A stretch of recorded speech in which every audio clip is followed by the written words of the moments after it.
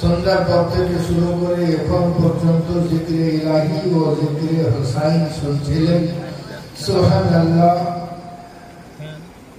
আমার স্ত্রী আপনাদের সঙ্গে সাক্ষাতে বসে থাকা মোটামুটি 1 ঘন্টা প্রায় কাছাকাছি ওভার। আমি কিছুক্ষণ আপনাদের সামনে আছি, আনুমানিক 15 মিনিট।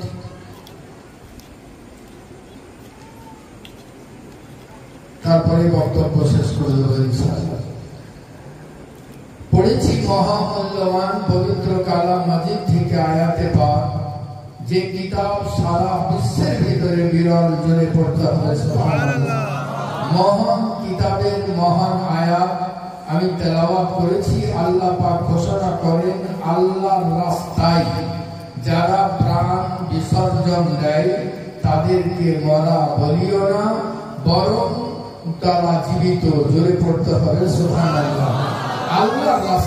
আল্লাহর রাস্তায় যদি পেতে হয় তা আপনার আমার উপায় হলো একটাই, সেটা হলো প্যারা মুস্তাফা সাহিবের লাওলাকের রাস্তায় চলে আসা, আমার নবীর ইতাআত করা, আমার নবীর ফরমা বরদারি করা, আমার নবীর গোলামি করা, আমার নবীর প্রত্যেকটা হুকুমকে মেনে নেওয়া।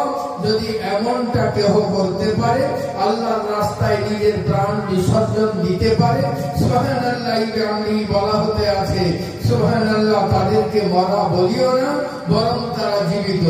সুবহানাল্লাহ। আল্লাহর নবী এক যুদ্ধ থেকে ফিরে আসতে আছেন, তা আল্লাহর নবী বলেন, আমরা ছোট যুদ্ধের ময়দান থেকে বড় যুদ্ধের ময়দানে ফিরছি। সাহাবীরা বললেন, ইয়া রাসূলুল্লাহ সাল্লাল্লাহু আলাইহি ওয়াসাল্লাম, বড় যুদ্ধের ময়দান কোনটা?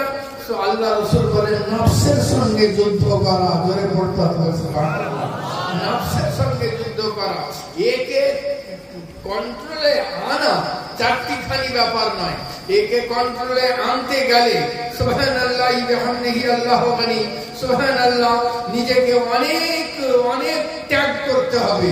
আল্লাহর নবী সাহিবের লাওলাকে নুকুশে কদমে পা রাখলে, সুবহানাল্লাহ বিহামদিহি, আল্লাহর নবী সাহিবের লাওলাকে নুকুশে কদমে চললেই নিজেদের জিন্দেগি সুন্দর হয়ে যাবে। এ আমার প্যারা আল্লাহর নবী সাল্লাল্লাহু আলাইহি ওয়াসাল্লামের প্রত্যেকটি কথা, আমার নবীর প্রত্যেকটি আদায়, আমার নবীর প্রত্যেকটি সুবহানাল্লাহ সিরাত, আমার নবী পাক সাহিবের লাওলাকে সুবহানাল্লাহ বিহামদিহি প্রত্যেকটা জিন্দেগির আমল আপনার আমার জিন্দেগিকে রঙিন করে তুলবে। আর এটাই ছিল হযরতে ইমামে হুসাইনের সুবহানাল্লাহ মিশন। এ আমার প্যারা আল্লাহ গানি, আল্লাহর নবী সাল্লাল্লাহু আলাইহি ওয়াসাল্লামকে বলা হলো, হে মুহাম্মদ সাল্লাল্লাহু আলাইহি ওয়াসাল্লাম, আপনি সব করুন, কিন্তু খবরদার লাত ও উজ্জাকে খারাপ বলবেন না। আপনি যদি আমাদের আপনার প্রচার বন্ধ করে দেন আর আমাদের সঙ্গ দেন, তাহলে আপনাকে সুবহানাল্লাহ বিহামদিহি যত যত সুন্দরী রমণী আরো আরব্য আছে, সব আরবের সমস্ত সুন্দর রমণী আপনার কদম তলায় লুটিয়ে দেব। এ প্যারা মুস্তাফা, আপনি আপনার মিশনকে যদি বন্ধ করে দেন, আপনি আপনার সুবহানাল্লাহ প্রচারকে যদি বন্ধ করে দেন, তা আপনাকে সুবহানাল্লাহ যত রকমের রেশম কাপড় লাগে সমস্ত রেশম কাপড়ের আম্বার লাগিয়ে দেব। আপনি যা চান আপনাকে তাই আতা করা হবে। আল্লাহর নবী সাহিবের লাওলা নিজের মিশনকে থামান নাই। আল্লাহর নবী সেদিন বলেছিলেন, আমার এক হাতে যদি সূর্য দিয়ে দাও, অন্য হাতে যদি আমার চন্দ্র দিয়ে দাও, তবুও আমি এই মিশন হতে পিছপা হব না। জোরে পড়তে হবে হযরতে রাসূল পাক সাহিবে লাওলা বলেছিলেন, এই মিশন থেকে পিছপা হব না।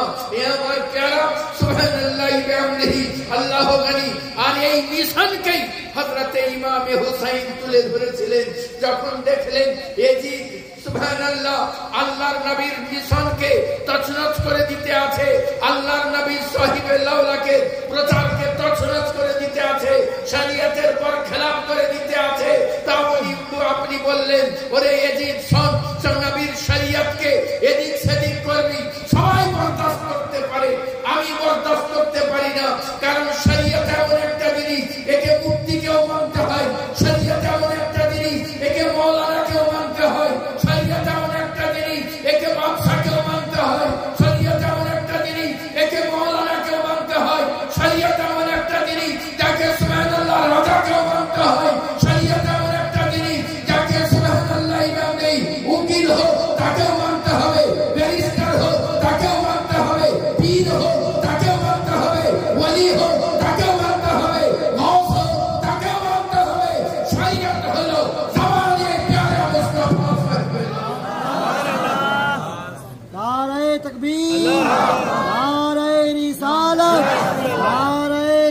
रिसालत, जिक्रे शोहदाए करबला। सुभानअल्लाह, शरीयत के मानते बात होते হবে। সুবহানাল্লাহ, ইমামদেহি আপনি দেখলেন যখন চরম পর্যায়ে পৌঁছে গেল আর তারা চাপাচাপি দিতে লাগলো ইমামে হুসাইনকে, কে সুবহানাল্লাহ আপনি বাইয়াত গ্রহণ করলেন। ইমামে হুসাইন বাইয়াত গ্রহণ করেন কি করে? ইমামে হুসাইনের নাম হলো হে সিন ইয়া নু, জোরে পড়তে হবে সুবহানাল্লাহ। হে yani ইসলামের সুবহানাল্লাহ বিহামদিহি হুসন এর মধ্যে ছুপা রয়েছে। সুবহানাল্লাহ, হুসাইন সুবহানাল্লাহ হুসনে ইসলাম, হুসাইন সালামতি এ ইসলাম। যদি ইমামে হুসাইনকে ছেড়ে দেওয়া হয় তাহলে সুবহানাল্লাহ ইসলামের হুসন বিখরিয়ে যাবে। যদি ইমামে হুসাইনকে ছেড়ে দেওয়া হয় তো ইসলামের সালামতি আর থাকবে না। খো এ আমার প্যারা আল্লাহ বানি সুবহানাল্লাহ ইয়া হুসাইন হুসাইনের ইয়া yani ইয়াদে ইলাহি নূ yani নিজাতে ইলাহি। এ আমার প্যারা ইমামে হুসাইন রাদিয়াল্লাহু তাআলা আনহু আপনি সুবহানাল্লাহ আপনি বলে দিলেন যে শুনে রাখো আমি মাথা দিতে পারি কিন্তু এই হাত দিতে পারি না। তার কারণ কি?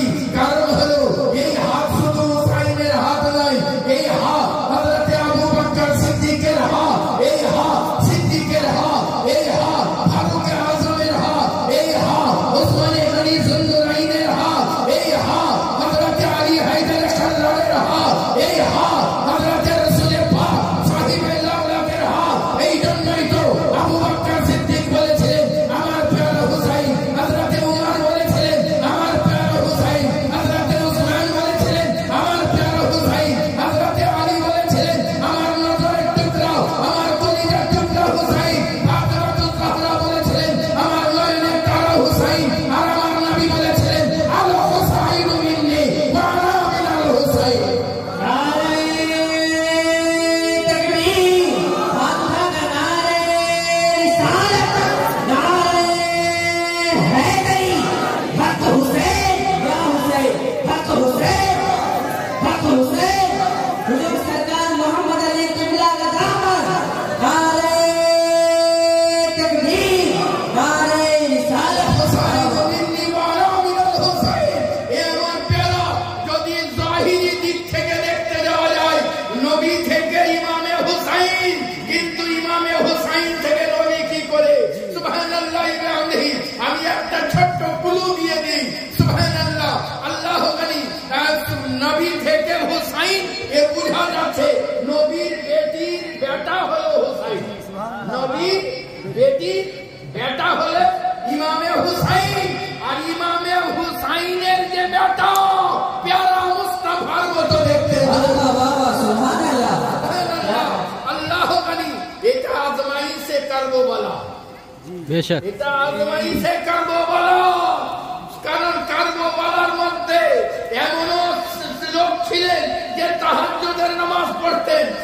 কারবালার মধ্যে সুবহানাল্লাহ ইমামে হুসাইনের বিপক্ষে এসে দাঁড়িয়েছে এমনও লোক ছিল যারা জাস্তের নামাজও পড়তো, ইশরাকের নামাজও পড়তো, 5 ওয়াক্ত নামাজও পড়তো, কিন্তু সুবহানাল্লাহ তাদের পরীক্ষার জন্য হযরত আলী আকবরকে ময়দানে পাঠিয়ে দেওয়া হলো।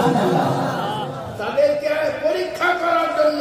যদি আলী আকবর আপনি ছিলেন প্যারা মুস্তাফার হুবহু ফটো, যদি এই ফটোতে তীর মারতে পারে, আজকে যদি মুসলমানের চোখের সামনে সুবহানাল্লাহ ক্যালেন্ডারে নবীর ফটো না, ক্যালেন্ডারে যদি মদিনার গুম্বদের ছবি পড়ে থাকে তো ওদিকে সাইকেল নিয়ে যাবে না, বরঞ্চ ওই ক্যালেন্ডারটাকে তুলে কোনো উঁচু জায়গায় ফেলে দেবে কিংবা পুকুরে ফেলে দেবে। এ আমার প্যারা শুধু গুম্বাদের খাজরার ছবি দেখলে তাহলে কারবালার সরজমিনে আলী আকবরকে পাঠিয়ে দেওয়া হলো, এই ফটোকে রেখে দেওয়া হলো। যদি এই ফটোর মধ্যে তীর চালিয়ে দেয় তো জেনে রাখো এদের ভিতরে নামাজ থাকতে পারে কিন্তু ইমাম থাকতে পারে না। नारे तकबीर, नारे रिसालत, शहीदे करबला, बाबा नारे तकबीर। সব থাকতে পারে কিন্তু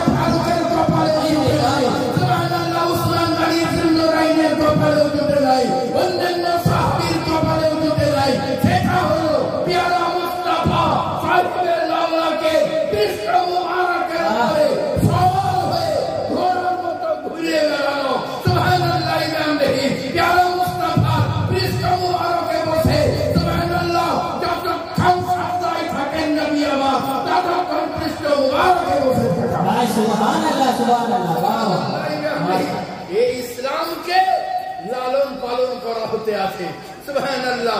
আল্লাহর নবী সাহিবের লাউলাক দেখলেন দুদিন তিন দিন খাবার নাই, আপনি আসলেন এসে লোককে দিয়ে তাকে চুষাতে আছেন, চুষো ভাই হুসাইন চুষো সুবহানাল্লাহ। আপনি লোক চুষতে আছেন, এ আমার প্যারা সুবহানাল্লাহ বিহামদিহি আল্লাহ গানি।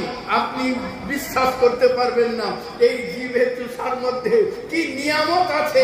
এ আমার প্যারা হযরতে সৈয়দ শাহ সুবহানাল্লাহ গজনফর আলী আলাইহির রহমা বাড়া চত্বরে যার মাজার রয়েছে, এ আমার প্যারা আপনি আপনার সন্তানকে ডাকলেন, ডাকার পরে বললেন আমি ইন্তিকাল করে যাব, আর বেশিক্ষণ থাকবো না, লাও চুষে লাও আমার জীবটাকে সুবহানাল্লাহ। জীব চুষে নিলেন, চুষে যাওয়ার পরে বললেন আব্বা আমি কিছুই তো বুঝতে পারি না। বলে তুমি আমার ইন্তিকালের পরে তুমি সব বুঝতে পেরে যাবে। আপনি ইন্তিকাল করে চলে গেলেন। তারপরে সুবহানাল্লাহ বিহামদিহি একজন হাফিজে কোরআনকে নিয়ে আসলেন, পড়াতে আছেন আর আপনি শুনতে আছেন, একদিনে পুরো কোরআন মুখস্থ সুবহানাল্লাহ। যদি একজন আদনা গোলামে মুস্তাফা জীব চুষিয়ে এইরকম শান আতা করে দিতে পারে সুবহানাল্লাহ বিহামদিহি, তাহলে ও আকা মাওলা শান কি হবে যাকে ইমামে হুসাইনকে জীব চুষাচ্ছেন। আমরা তো দেখতে আছি নবী পাক সাহিবে লাউলা জীব চুষাচ্ছেন সুবহানাল্লাহ বিহামদিহি। আলিমে দ্বীন দেখতে আছেন না না তরিকাতের রাসূল সুবহানাল্লাহ পেয়ালা জাম পিলাতে আছেন সুবহানাল্লাহ, হাকিকতের জাম পিলাতে আছেন, মারিফাতের জাম পিলাতে আছেন, শরীয়তের জাম পিলাতে আছেন সুবহানাল্লাহ। এক কথায় বলা যেতে পারে তার শরীয়তের বাদশা বানিয়ে দিতে আছেন, হাকিকতের বাদশা বানিয়ে দিতে আছেন, ইলমের বাদশা বানিয়ে দিতে আছেন, মারিফাতের ইলমের বাদশা বানিয়ে দিতে আছেন। এ আমার প্যারা সুবহানাল্লাহ বিহামদিহি আল্লাহ আলী। এই ইমামে হুসাইনকে সুবহানাল্লাহ নবী পাক সাহিবে লাউলাক সুবহানাল্লাহ তারবিয়ত দিচ্ছেন। বলে ফাতেমার ঘরে 3 দিন খাবার হয়নি, বলে না ট্রেনিং চলছে হুসাইনের, কারবালাতে থাকতে হবে, সেই ট্রেনিং সেদিন যেন অসুবিধা কিছু না হয় সুবহানাল্লাহ।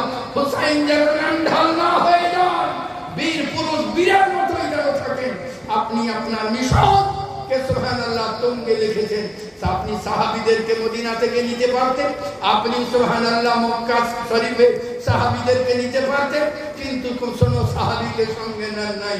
এ আমার প্যারা আমি বলেছিলাম বহুদিন আগে, কয়েক 5-7 বছর আগে এই জায়গাতে কে সুবহানাল্লাহ হুসাইনকে জিজ্ঞাসা করা যাক কে এ হুসাইন তুমি কারবালা ছেড়ে চলে যাচ্ছ কেন? আর 2 দিন পরেই তো সুবহানাল্লাহ হজ আরম্ভ হবে, তুমি চলে যাচ্ছ কেন? হুসাইন ইমামে হুসাইন বলেছিলেন যে আমাকে জিজ্ঞাসা করিও না, কাবাকে জিজ্ঞাসা করে দাও আমি কেন চলে যেতে আছি। কাবাকে জিজ্ঞাসা করা হলো, এ কাবা ইমামে হুসাইন সারা জাহান থেকে মানুষ আসতে আছে তোমার জিয়ারতের জন্য, সারা জাহান থেকে মানুষ আসতে আছে তোমার হজ করা সম্পন্ন করার জন্য, কিন্তু এই কাবা বাইতুল্লাহ তুমি বলো তো সত্য করে সুবহানাল্লাহ হুসাইন চলে যেতে আছেন কেন? তো কাবা বাইতুল্লাহ বলতে আছে সুবহানাল্লাহ আল্লাহ ভাই জবানে আল্লাহ কাবা বাইতুল্লাহ ওয়াজে শোনো, হুসাইন সারা জাহান থেকে লোক এই জন্য আসতে আছে যে আল্লাহর গুনাহ থেকে যেন পাকড়াও না হয়ে যায়, সুবহানাল্লাহ আল্লাহর কাছে যেন পাকড়াও না হয়ে যায়, আল্লাহর কাছে যেন সুবহানাল্লাহ তার গুনাহের জন্য সে ধরা পড়ে না যায়, এই জন্য আসতে আছে তার গুনাহ যেন মিটে যায়, আল্লাহর কাছে মকবুল যেন হয়ে যায়।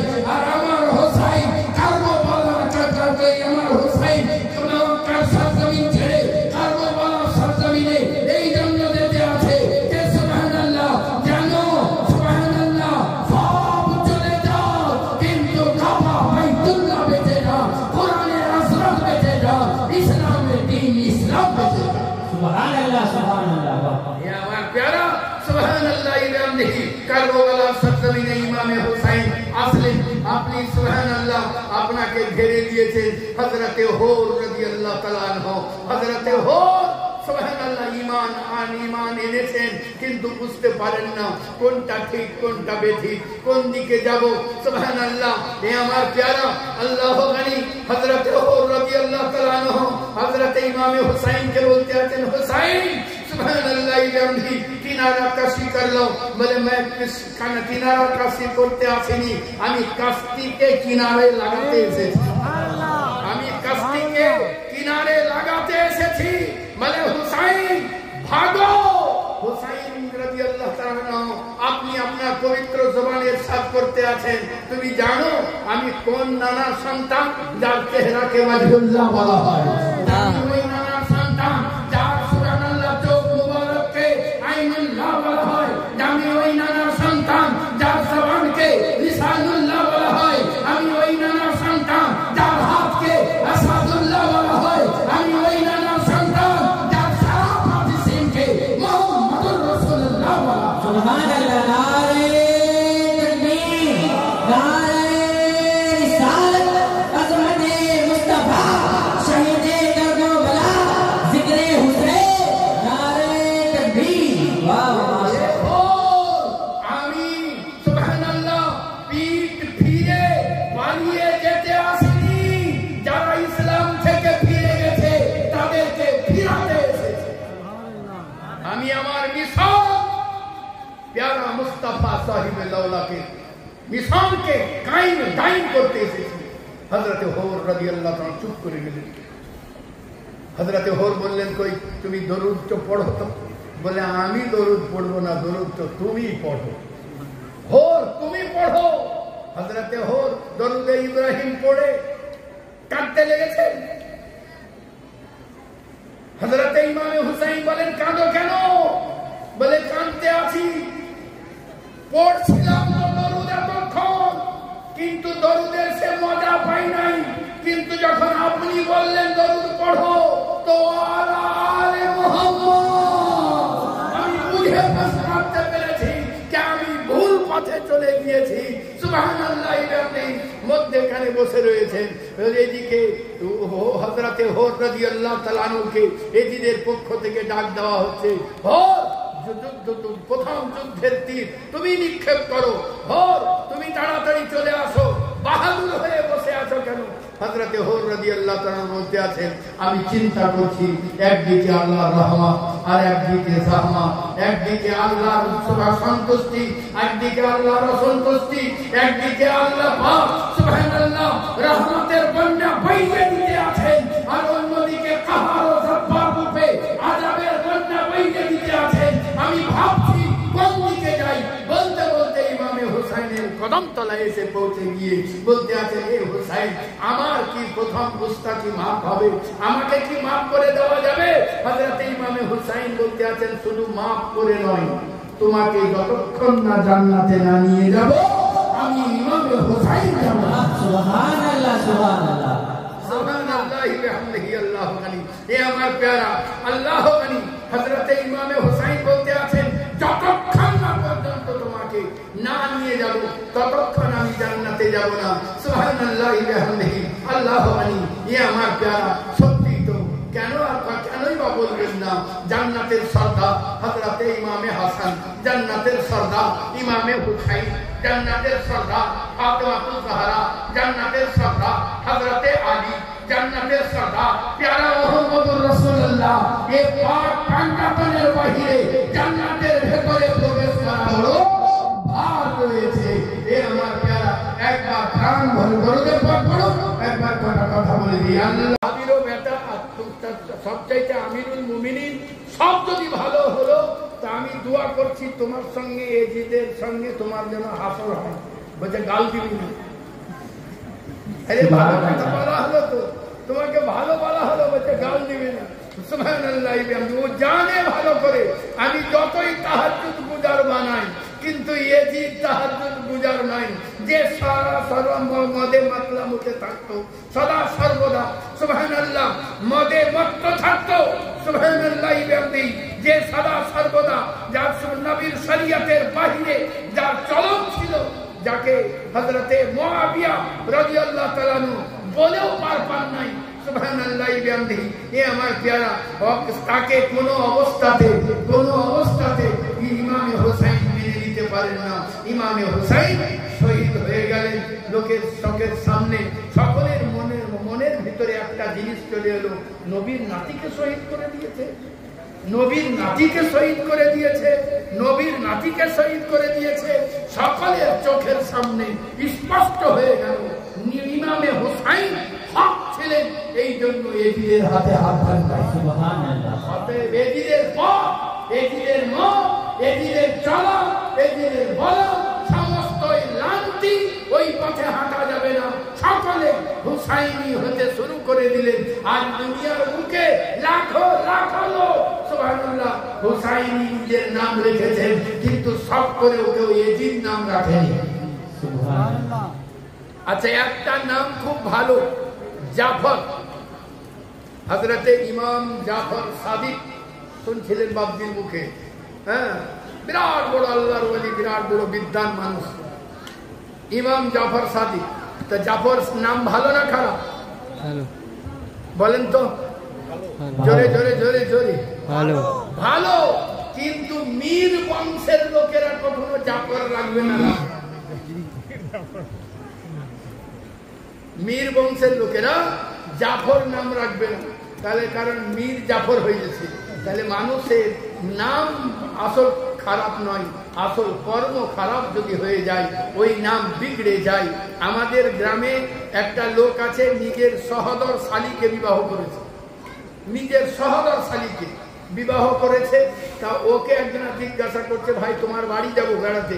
তো বললে যে হ্যাঁ যাবা, তুমি লহ করে নামবা, নেমে বলবা ফরিদের বাড়ি যাব, তাহলে তোমাকে নিয়ে যাবে। বলে ঠিক আছে। কিছুক্ষণ পরে এসে বলছে, শোনো শোনো শোনো, তুমি ফরিদ বলিও না, তাহলে অন্য ফরিদের বাড়ি নিয়ে চলে যাবে। তুমি বলবা চামার ফরিদের বাড়ি যাব। বুঝতে পারলে? তুমি বলবা চামার ফরিদের বাড়ি নিয়ে যাবো, তাহলে আমার বাড়ি নিয়ে যাবে। সুবহানাল্লাহ। কখনো কখনো কর্মে তার নাম সুবহানাল্লাহ খারাপ হয়ে যায়। এ আমার প্যারা, বাস এতটুকু বলেই ক্ষান্ত হই। 5 ওয়াক্ত নামাজ পড়ুন, ইমামে হোসাইনের হয়ে যান। ইমামে হোসাইনের মত পথকে আগলে ধরুন। ইমামে হোসাইন যে মিশনকে কামিয়াব করেছেন, নবীর যে মিশনকে, ওই মিশনকে আমরা যেন চেপে ধরে থাকতে পারি, আর ইমামে হোসাইনের হয়ে থাকতে পারি, আর মাসলাকে আলা হযরতের হয়ে নিজেদের জিন্দগিকে টুকটুক করে আল্লাহর রাস্তায় আগিয়ে নিয়ে যেতে পারি। এই বলেই বক্তব্যের ক্ষান্ত করি। আস্তাগফিরুল্লাহ রাব্বি মিন কুল্লি যামবিন ওয়া আতুবু ইলাইহি, লা হাওলা ওয়ালা কুওয়াতা ইল্লা বিল্লাহিল আলিয়্যিল আযীম। লা ইলাহা ইল্লাল্লাহু মুহাম্মাদুর রাসূলুল্লাহ সাল্লাল্লাহু আলাইহি ওয়াসাল্লাম। আল্লাহ